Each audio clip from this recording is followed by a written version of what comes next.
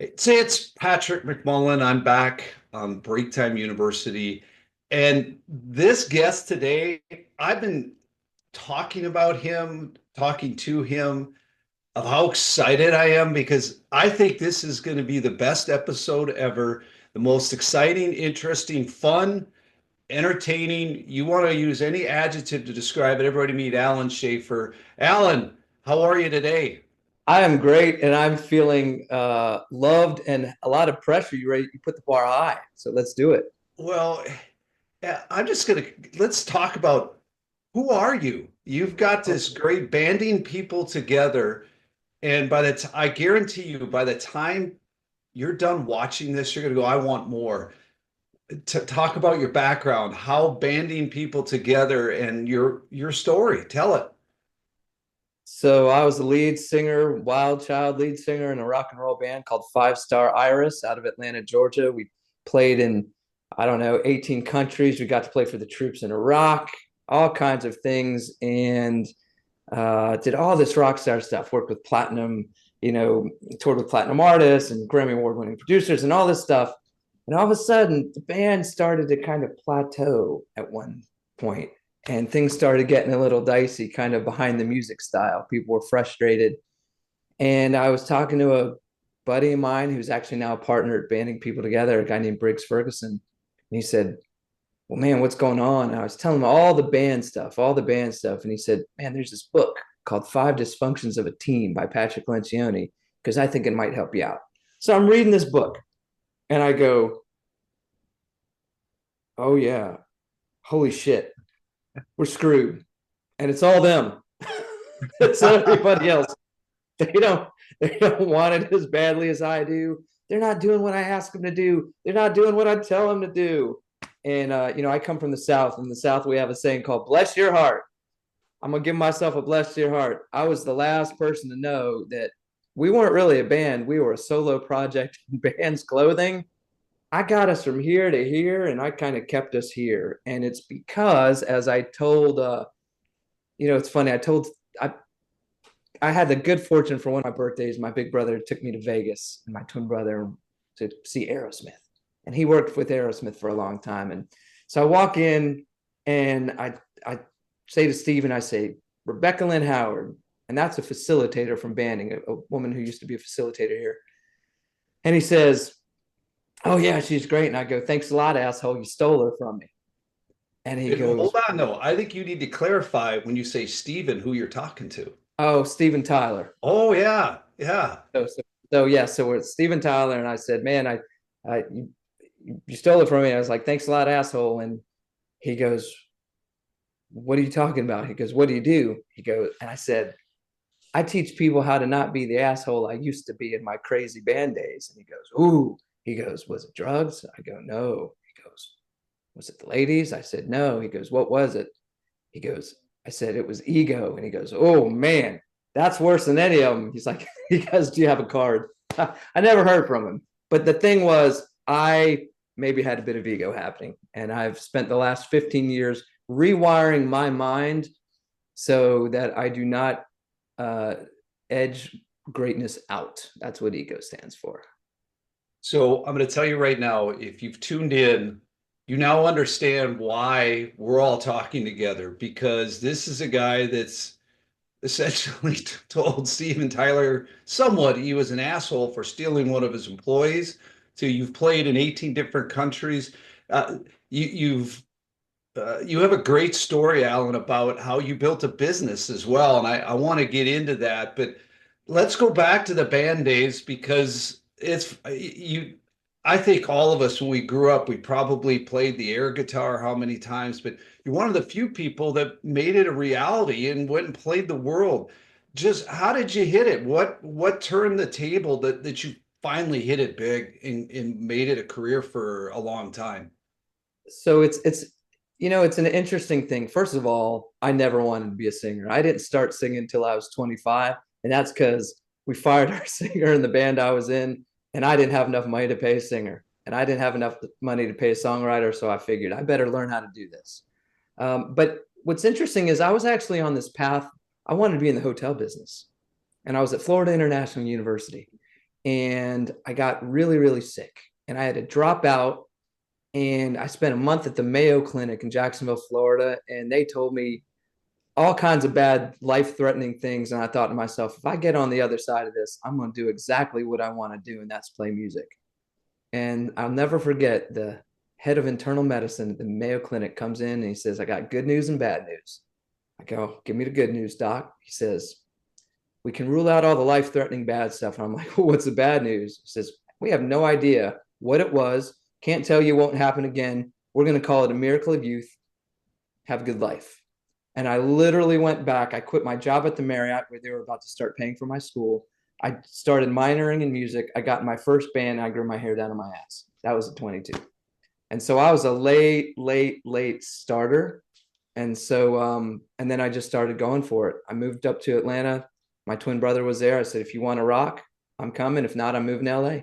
And just grinded it out, grinded it out, grinded it out. And then had some pretty good luck along the way. There was a particular gentleman named Ed Rowland in a band called Collective Soul. And I was at work one day and I get a call and it goes like this. Hey, my name's David Butler. I work for a guy named Ed Rowland in a band called Collective Soul. And we're out at Tree Sound Studios and he heard your music and he wants to meet you. Matt, can you imagine that in the middle of your day? Like in the middle of your day? No, let's put it this way. No, I think again, as I said, all of us at some point in our lives, I think, grew up wanting to get a call from someone from Collective Soul to say, I want to meet you. Your music's good. Let's go rock and kick ass together. I And, know. I know it's crazy. And that was a big and break. And he really he pushed me. He helped we toured with them. I wrote a couple songs on the first Five Star Iris album. Almost had a song on a Collective Soul record. And but it took a long time. It took a long time to get to some level of success. And the thing about the music business is success is relative. It's never enough. I mean, it's just never, you never, unless you're the U2 or the Stones, there's always this next spot that you're eyeing. And what's really unfortunate is it probably wasn't until I started doing the banding work that I really started to appreciate the power of music. I think I was so driven during that time of trying to make it that there's some things that I wasn't as present for that I wish I had maybe really been more present for. talk about one of those. So what would have been one of those that you wish you'd been more engaged in the now? Well, I think that I'm a recovering perfectionist, and I was that guy that would walk off. We just rocked 5,000 people. The band is on high. We're in the dressing room, and instead of going, man, we just crushed it and kicked ass, I'm going, how in the world did we blow that part in the third, song? We rehearsed it so much. Like I was that guy, you know. And turns out that doesn't make you popular. Well, high achievers are folks that I'm sure you've heard of David Goggins, and he talks about that. He walks across the stage, you get your trident, and that's you bask in that 10-second moment, but then you're on to the next thing. What's the next challenge? What's the next piece? You're playing in front of 5,000 people. Okay. Most people, I would bet 99.99% of the population never see that. And here you did that. You lived that dream, but it fueled a higher purpose. And I know this story a little bit, but you introduced everybody to it. We're going to talk a lot more about your rock. I'll probably even challenge you impromptu to play because that guitar is sitting right there. Oh yeah, that's a guitar But right it there. fueled what you do today. Talk about a little bit how that bridge, when did that door open? What made you want to do that? And explain to folks what you do now and how those experiences fueled the way you do today. Yeah, that's a great question. And when you say how did that door open, that door opening was an exercise in letting go. And it was really, I had to work really, really hard to let go of but we're going to fill stadiums and I'm going to be on the cover of Rolling Stone. And as the band kind of sort of took its path, I learned about this thing called corporate team building. And I thought, maybe I could go into corporate America and teach people how to write songs as a way to learn how to work together better. And that's what we did. And I knew nothing. I knew nothing about that kind of thing other than I think this is something cool. And if I had to do it, I'd want it to be like this. And I started in 2008. Not the best time to be starting Not a business that exactly. has that is dependent on discretionary income in Right. organizations. So I was kind of too dumb to know any better. And I just sort of went for it. And someone said, well, you need an instructional designer. I'm like, man, I better Google that. I don't even know what that is. And I just kind of learned and pieced it together and had a lot of luck. And then I was able to catch a break and do a session with Home Depot in Atlanta where I was. And once I got Home Depot, then it was easier to go, well, I've done this with Home Depot. And then, and next thing I knew, we've been doing this for 15 years. And what started off as a team building, rah, rah, let's have fun and write songs turned into um, building assessments to measure collaboration based on famous recording artists, to doing a ton of change work and data, and now we're getting into AI. And it's really the sweet spot. What lights me up every day is, as human beings, we are experiencing friction with other human beings just in our humanity. And it's not because anyone's good or bad. It's just these differences. It's like sound waves. Sometimes they clash, right? And no Mhm. one's really teaching us how to make that pain and friction go away. And we've been able to figure out how to do that very, very quickly and remove these friction points and allow people to not have to change who they are to make the pain and the friction go away. It's literally engineering harmony. Like, it's kind of what I always thought banding would be. It just took me 15 years to get there. So, folks, we're talking about someone that uses the power of music. So I don't think there's anybody in the planet that doesn't have a favorite artist. And I'm going to hit you with that question here in a little bit. You talk about AI, you using tools, as you talked about, of what a successful musician, some of the most famous ones and characteristics, and taking tests that apply. And it all fueled from that infamous love of music. And I got to go back and talk about, you played for troops overseas. And Yes. we'll Honor home. talk about that experience. I have to bet that you also saw there people that understand the importance of working together. Talk about that. Did that fuel some of what you're doing today as well? Yeah, I'll tell you, it was the most humbling thing in the world, especially when I got to play in theater, which is like in Iraq. So Mhm. uh or in Kuwait, where you know that these young people that are rocking out in front of your stage are heading north in harm's way. And just statistically speaking, not every single one rocking out with me makes it back okay. Like, that was such an unbelievably humbling. Holy cow, does this have a different sense of purpose, this show? And we were just there to bring some comfort and some home to people that were homesick and doing a job for the rest of us, regardless of whether you thought we should be there or not. We didn't care about any of that. We're like, these are our citizens, these are our people. And whether you think we should be there or not, we are going there. We called it the Summer in the Sandbox tour because it was hot. It was very, Summer, very, as someone that lives in the desert, oh, yeah. I get that, but from you were there. I have friends that served, and unlike anything heat you've ever seen, Yeah. expand upon that as you said, that national pride, that mission that you, some of these folks won't come home, and so I would imagine that fueled you to put on some of the best shows of your life. I'll tell you, you know what? We put on some good shows, and I had one show, the first or second show in Kuwait. I was deathly ill. I was literally having to go behind the stage between songs and was physically sick, coming back on and playing. And our tour manager's like, "We got to cancel." And I'm like, "If you cancel, you're fired. There's no way that we're not playing for these folks." But had generals up on stage with us singing Ring of Fire. But my most favorite show or memory was an impromptu show. We were in Al Qaim, which was the last place near the Syrian border, and these four guys just show up. It was in an old train station, and they show up and they just sit down and they're watching a sound check. And we were pretty incentivized to have a fast sound check because it was like 130 degrees in there. And so we're like, we're going to sound check like for a second and then go back to the barracks, right? And these guys are sitting there, and I start talking to them, and they were Navy corpsmen. And so they were medics. And I go, well, what you doing out there? They said, well, we're putting the guts back in our guys and their guys. And I'm like, that sounds intense. I'm like, are you coming to the show tonight?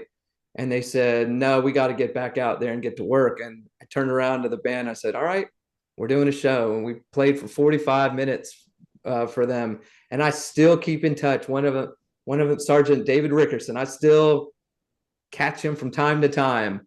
And something that I'll take to the grave with me. I will never forget that moment that we got to share with those guys. That's powerful. I mean, that gave me chills. That how the impact and just what you're doing. I mean, you're painting this picture that is so easy to visualize, that these are folks, like you said, you're bringing that piece of home and the pride. And I guess what's so uplifting is we're not quitting here. We're gonna play, and we're gonna do what we need to do because these guys got to do what they got to do. That's amazing. What again? That would have been what when were you there? Second Gulf War, 2007, 8 kind of time frame. And It's I'll tell you, what's really interesting, back to our friend Ed Rowland, he's the one that really made that possible. He called me one time. They had just finished a tour. He was in Naples, Italy. He used to call me Moonglow because I had platinum blonde hair. He goes, hey, Moonglow. He goes, this is the coolest thing I've ever done, and I'm going to make sure you get to do it. And he connected me with the promoter, and that's how we got to do that. wow. What other bands did you play with that anybody may know? So we played with bands like Smash Mouth, Verve Pipe. Uh, we played on these Lenny Kravitz. We played with on these music rock boats with bands like Better Than Ezra and Sister Hazel. We used to play with the band called Dishwalla. You know, remember, tell me all your thoughts on God, because I'd really like to meet her. That guy's got the greatest voice I've ever heard, and he actually used to be a facilitator for banding for a while. Wow. Yeah. Wow. So when you played, whether it was in the military shows, when you were in Kuwait or Iraq, uh, your own music, did you do any covers? Talk We about that. What was we your, mostly played our own music, but actually that show I was just talking about in the last one in Iraq in Al Qaim, we actually brought up a guy, I think he was a Marine who was a drummer, and he played Good Times, Bad Times with us. I said, you're gonna come up on stage and play Zeppelin? He's like, yeah, I got it. I'm like, no kidding. And he did. That was an interesting show because also it was our final show. And I said to our host, I said, look, I don't mean to be ungrateful or complain here because you have been a tremendous host. But we've been in Iraq for several days and I've not met one Iraqi citizen. And I said, are there any Iraqis that we could meet? And they said, well, we have some Iraqi soldiers but they don't come to our gatherings. And I said, well, I'd like to invite them to the gathering. Well, that's not normally what we do. And I said, oh, I understand. And I appreciate that. Unless there's some reason that I know about, I would really appreciate meeting them. Can you invite them to the show? And they're like, okay. And so we got to meet them. And I will never forget, their translator was wearing a t-shirt. It's the greatest t-shirt. I could have been a millionaire from this t-shirt at the time. It said, who's your bag daddy? And I was like, oh my gosh, this is the greatest shirt ever. But these guys spoke no English except when we were playing Pink Floyd in the middle of one of our songs, we don't need no education. The Iraqis were singing that, even though they didn't know any English. So that was pretty profound. wow. And they were probably as fired up about that as you could possibly imagine. And what was your biggest lesson that you took away from going over there beyond just mission and understanding dedication, and whether it was a cultural thing or meeting the Iraqis, or what was it? And did that feed some of what you're doing today again and in doing what you're doing? That's a great question. And I don't think there's any way to go experience something like that and it not fuel whatever it is you're doing. There's a Right? couple things. One, it struck me profound in the rest of the band that people were really proud of what they were doing there, whatever their part was. Like they took pride in ownership. Like, yeah, I'm doing, whether it was a bartender in a place or not that there were that many in Iraq, but in Djibouti and some of the other places there were, whether it was a cook, whether it was someone finding, improvised explosive devices, they all just really took great pride. And when you ask them about their job, they lit up. And I thought, man, what a cool thing. Like, what if everyone who's watching this went, when someone asks you about your job, you light up. Like, that's the whole thing. And that's a big part of the fabric in my soul that goes into banding. Cause like we spend more time at work than we do with our family, and work shouldn't suck. And so, that human factor that gets in the way, that just doesn't feel good to us on certain days.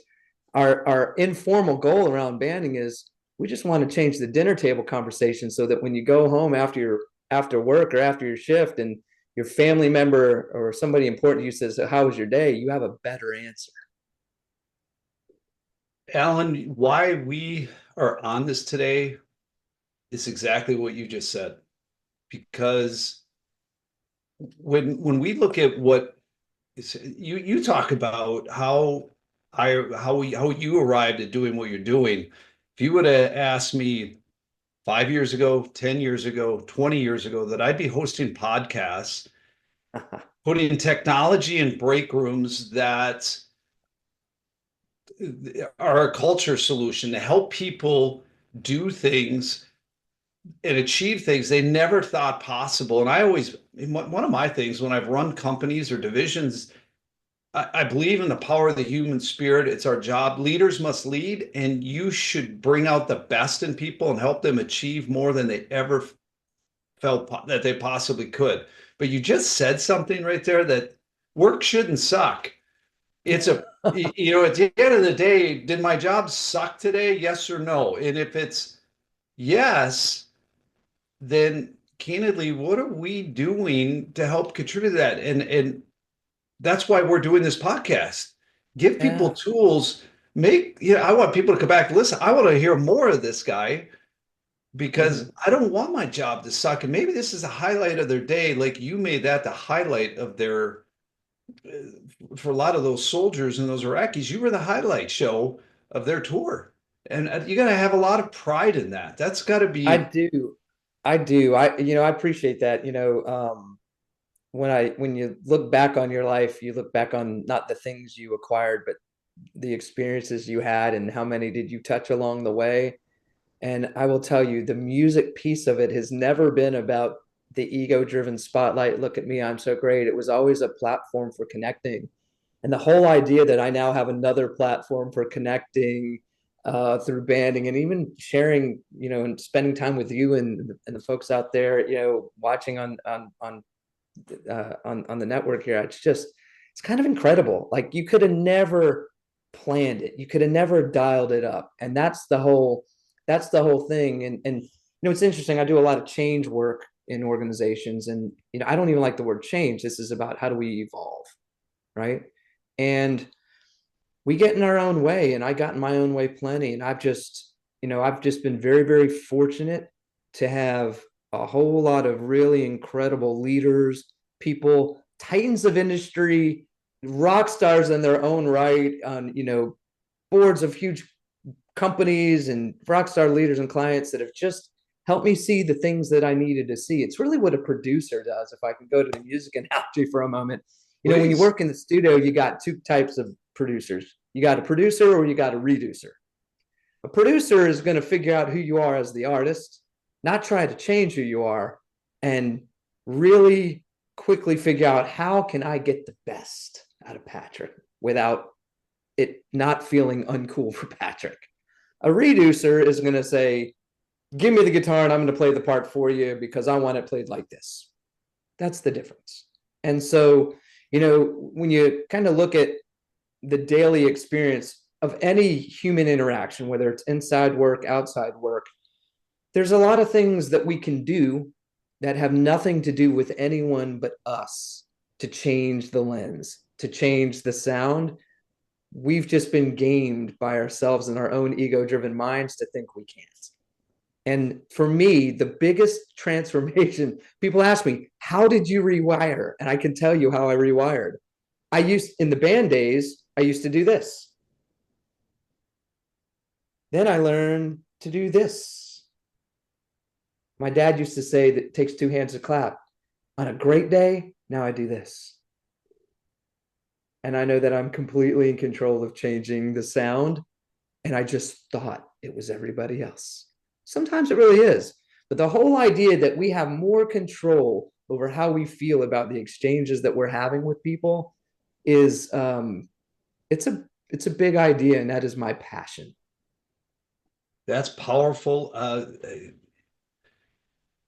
There's so many different things that you've said, and the beauty of it is there's going to be several episodes that we'll be able to dig into a lot of them. But you talked about leaders, and you've met so many of them. Tell me, from just to give, we've spent a lot of time talking about that trip overseas and in the military where you entertain the troops. What's it? Who's a leader from that point, whether it's from the music industry to someone you met in that journey? Who's someone that kind of helped shape who you are today and again fueled the banding people together vision that you now have? So there are so many that it is hard to say one. Um, Let me think about this. So, and kind of, I've been kind of blessed with this team of Yodas that have just shown up and just helped me see what I needed to see. So, for instance, there was one gentleman who a guy named Bill Farmer, who just was someone who read about me in the paper in Atlanta after I sold my first company, and he used to send me these emails after shows. I think you were holding back. I think you're still blah blah. And I'm like, what the hell is this guy? Never met him. He shows up. This guy shows up to a show one time and he's singing the words, and I'm like, man, do I know you? I've never seen you before. And he's like, it's Bill Farmer. I go, holy crap. And he told me something in that moment, and this was actually long before banding, that really changed everything for me. He said, Alan, if you can replace your sense of entitlement with one of real gratitude, everything you thought you ever wanted is going to happen for you. And I just want you to think about that. I was like, whoosh. And it literally in that moment, he changed my lens. And that has just exponentially grown over time, like compound interest from different experiences, like being in the second largest slum in Africa as a guest of a warlord. I mean, like all kinds of things to ground me, and that's all goes into the work. Yeah, there's data, there's science, there's that kind of stuff, but trying to put some soul back into the workplace and into humanity. So Bill Farmer is one, and that, as you said, gratitude versus entitlement. And so let's in this is we head to the home. We're down the home stretch here in this episode. You transition in our next episode. I want to talk about your first business and the one you sold, because that is a powerful lesson. But so folks, you're going to want to tune in for that. I want you to come back for more, and that's a story worth hearing. But when you talk about just that gratitude factor and banding people together, you've really centered around the music of everything you had that passion for. So is there, I'm going to put you on the spot. Is there a particular song that you zero in on and start with to help folks? Do you want to whip the guitar out and play it? Something I'm gonna give you another person that was another really huge one. There's a guy named Jonathan L. May he rest in peace. He worked for a music magazine called Album Network, and he had reached out. We had a holiday song that was on a lot of stations. It was like this garage rocking version of the dreidel song, and it just got played on like 60 major market stations. It's just this flukish thing that happened. And he lost his job. And when he lost his job, I reached out and I said, man, I don't know how I could help you, but I'd love to any way I can. Wound up finding myself meeting him in person for the first time in the Hollywood Hills. And I had been really trying to find my voice. I had been going to Nashville trying to learn how to write songs, and I wasn't very successful. And I'm in the shrine of rock and roll with him, and he's got all these gold records and things from like the Pixies, and just like actually he was a kind of one of the pioneers for alternative radio. And it was from from a Phoenix station, him and one other guy. And he's kind of helping me, and all of a sudden his wife walks in and she says, out of nowhere, she's not even involved in our hang, she walks in and says, have you ever just sung for the hell of it? And I went, whoa.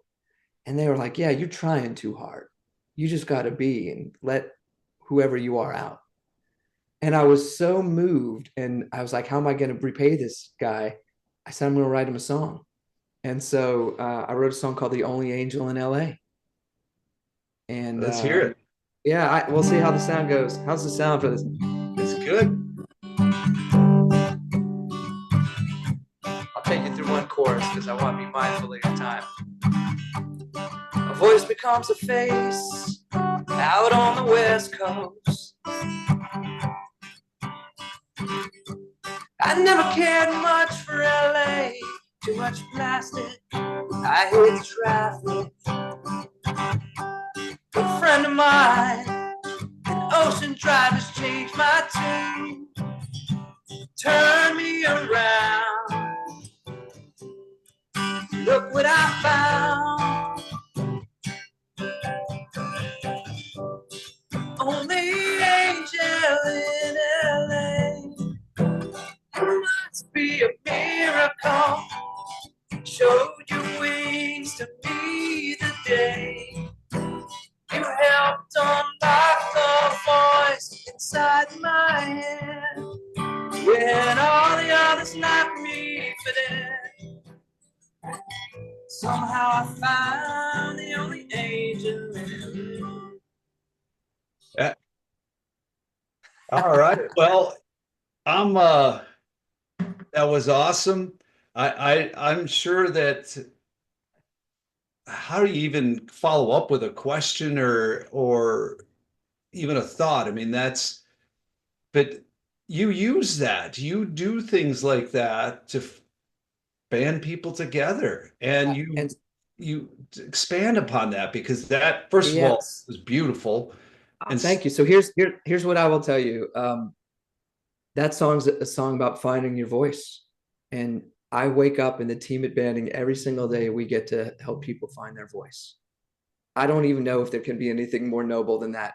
But we do it in a very unique way. We're peeling away all the other stuff that's getting in the way of our voice.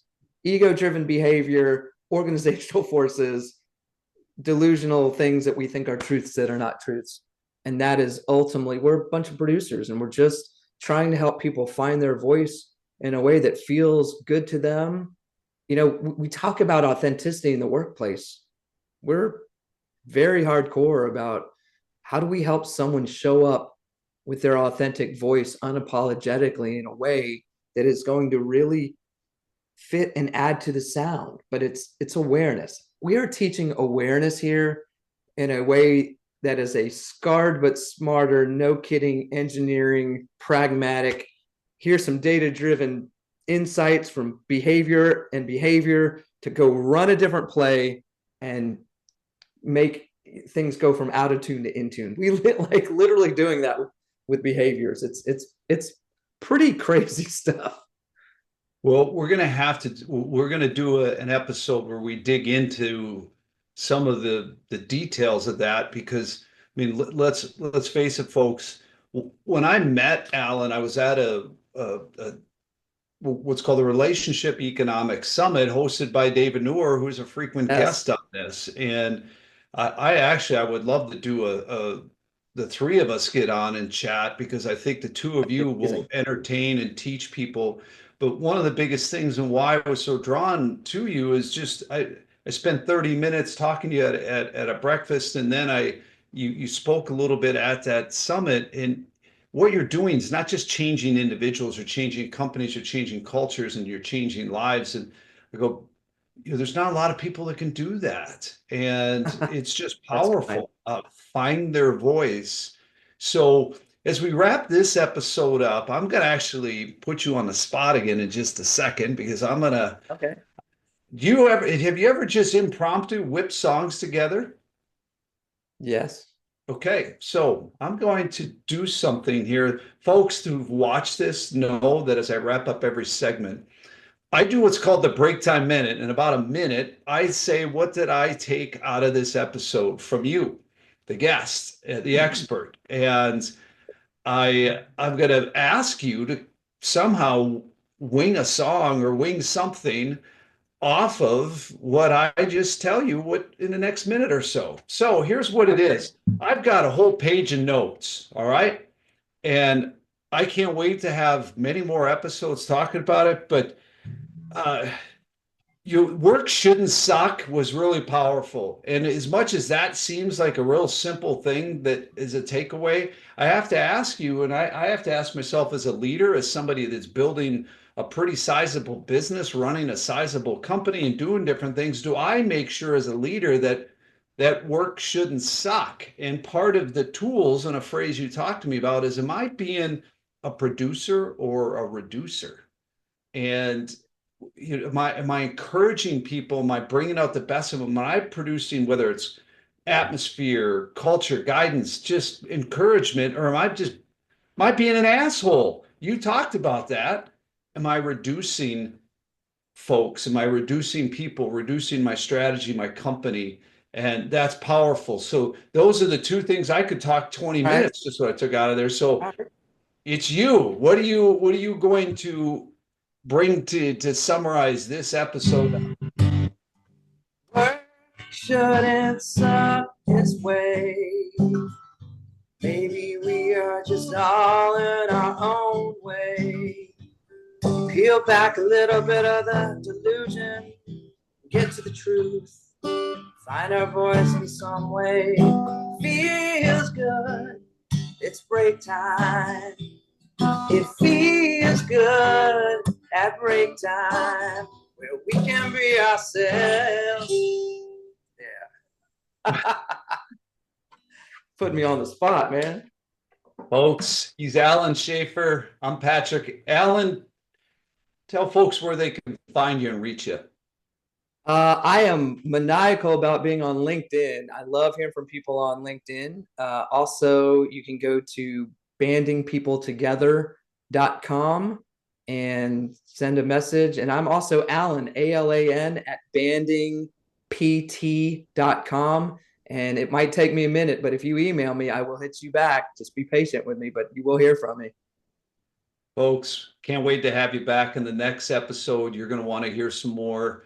Alan, it's great having you on Break Time University. Oh, I love it. This is so much fun. I can't wait to do it again.